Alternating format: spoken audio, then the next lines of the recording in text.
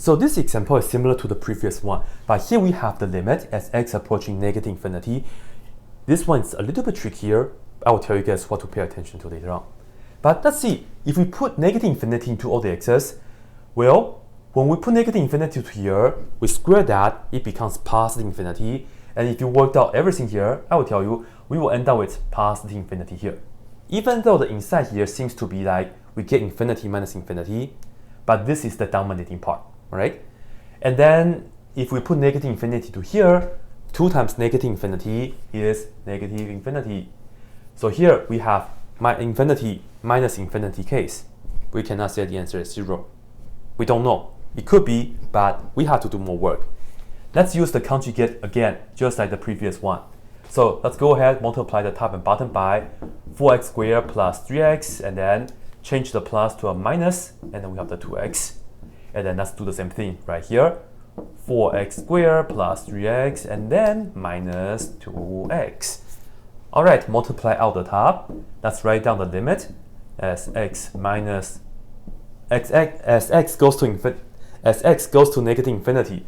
And then we have square the first part, which is just 4x squared plus 3x. And we will have to minus the square of the second. 2 squared is 4, x squared is just x squared. And the bottom stays the same. So let's write down square root of 4x squared plus 3x and then minus 2x. Cool.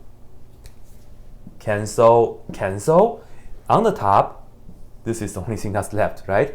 And because x is approaching negative infinity, we don't need to worry about this. We do just have to worry about this and also that. Now here is the tricky part. Square root of 4 is 2. Square root of x squared, we can just cancel it out, huh? So we just get x, right? If we do that, then 2x minus 2x is just 0 though. Something's wrong. What is it? I don't know. Alright, here's the thing. When we have the square root of x squared, when we cancel the square root and also the x squared, it's not necessarily just x. In this case, the output of that is actually negative x. So I will have the negative right here for you guys. Alright? And I'm going to explain why on the side. Alright? So here's the deal. When we have, so let me put down a note right here. When we have square root of x squared, if we just cancel this and that and say this is x, this is not correct.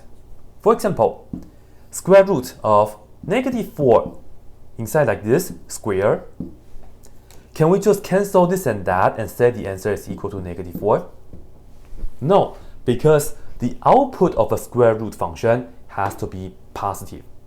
So what we do is that when we cancel this and that, we attach an absolute value.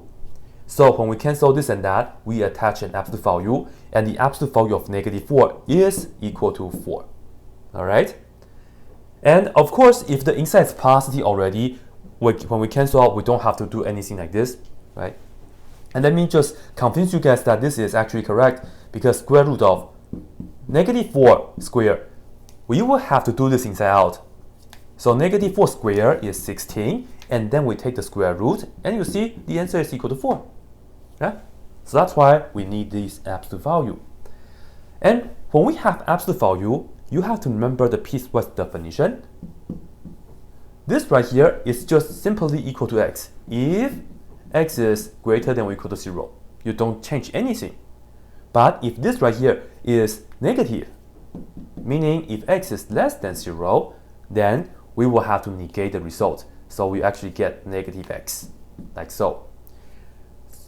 Yeah, that's the math operation to make the negative positive, right? Negative times negative.